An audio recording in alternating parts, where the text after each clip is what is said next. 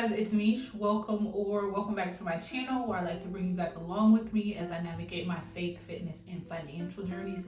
So as of recently, I've been spending a little bit more time in the actual Bible app, and I came across a 3-day Bible plan, and it happened to be by Anthony O'Neill, who is someone whose videos I sometimes come across and watch here on YouTube.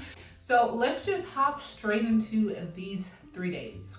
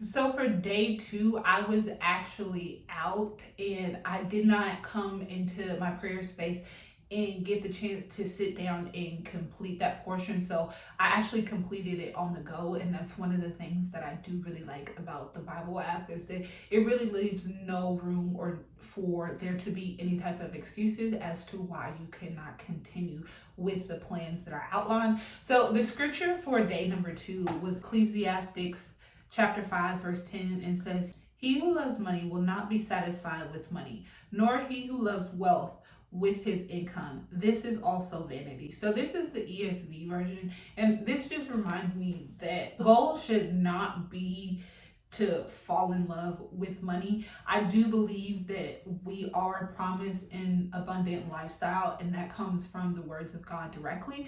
But within that, we have to understand that that should not be our focal point. It should just be a byproduct of the things that we're already doing, whether that's us exploring our particular gifts. And with this, I wanted to highlight 3 of the questions that was asked from this particular day. It says, do I have a fearful scarcity mentality when it comes to money?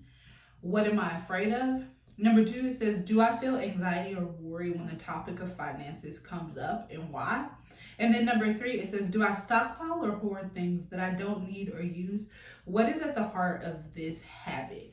And these particular questions, I feel, have surfaced in my life far before I came to this particular Bible plan. So first I'm going to start with number 3, where it's just like stockpile and hoarding stuff. I think I kind of got into this mentality that I need to get this because it's on sale, and save this because you never know, or anything along those lines. And that point just never came, and I found that I was constantly accumulating these things that I wasn't using. So that was something that I had to take into consideration. And I know at the start of this year, I had participated in the whole Project Pan and utilizing the things that I already have in my house before going out and purchasing new things, especially when it came to my skincare products. One, those things are dated. So it's just like within that 12 to 18 month span, you need to use those products before you need to throw them out. And I was just like, wow, I have way too many face masks, way too many of toners and moisturizers, all this stuff that I wasn't getting around to.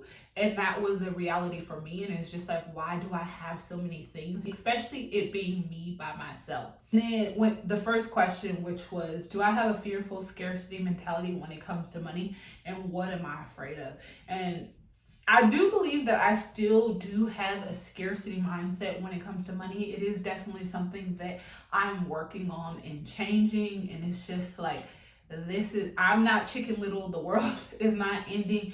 There is a reality part of that situation based off experience that I've had. So I understand where the fear is coming from, but the life that I live right now, I shouldn't validate things that have happened to me decades ago, and let that be the reasoning behind the financial decisions that I'm making today, when it's just like you've grown so much from those ill-prepared financial decisions that you made back in your earlier years of college, or whatever the case may be. So that is a day number 2, and we will move on to day number 3.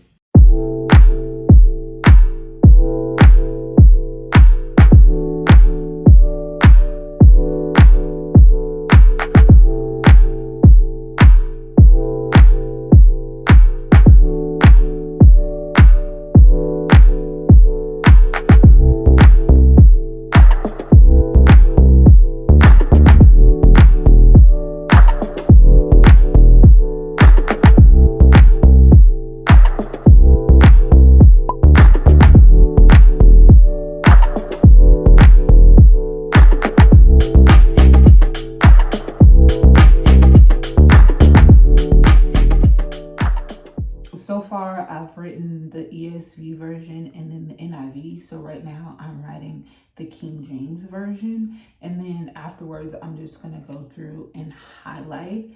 And then I'm going to make some annotations.